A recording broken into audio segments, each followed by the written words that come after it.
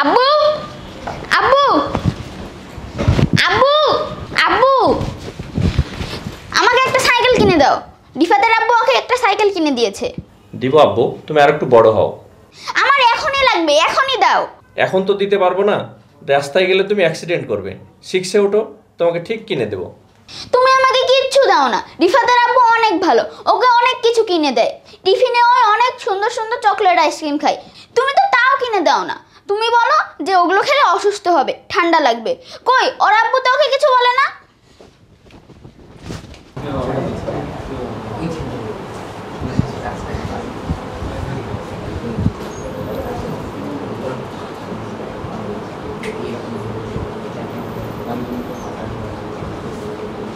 কি রে রিফা, তোর হাতে এটা কি? এটা অ্যান্ড্রয়েড মোবাইল, এতে অনেক গেম আছে। কিন্তু স্কুলে তো ফোন আনা নিষেধ। এটা আমার বাবা আমাকে কিনে দিয়েছে। তোরা আবার স্যারকে বলিস না যেন, তাহলে তোদেরকেও খেলতে দিব। আচ্ছা দেখি সব।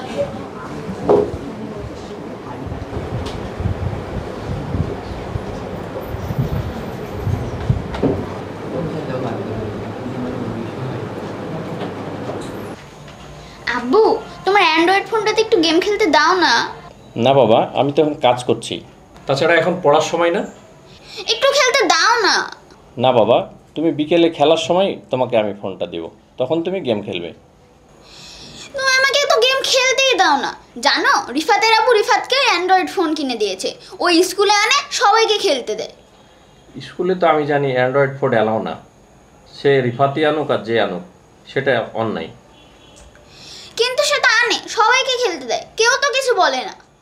অন্যরা যে অন্যায় করছে সে অন্যায় তুমি করতে পারো না, তুমি এই অন্যায় প্রশ্রয়ও দিবে না।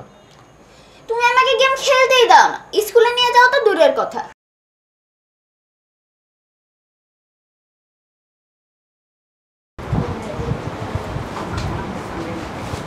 কিরে রিফাত, তোর রেজাল্ট কেমন হয়েছে? আমি 2টা বিষয়ে ফেল করেছি। পড়াশোনা করতে আর ভালো লাগে না, সারাদিন মোবাইল দেখতে আর সাইকেল চালাতেই ভালো লাগে। ভাবছি এবার আব্বুকে বলি স্কুলটা বাদ দিয়ে দিব। কেন? পড়ালেখা তো সবার আগে। দূর, এইসব আর ভালো লাগে না। তা তোর খবর কি? আমি তো এবার সেকেন্ড হলাম।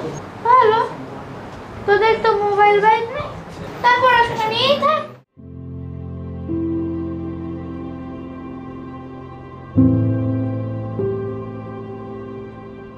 পড়ার সময় পড়তে হবে, খেলার সময় খেলতে হবে।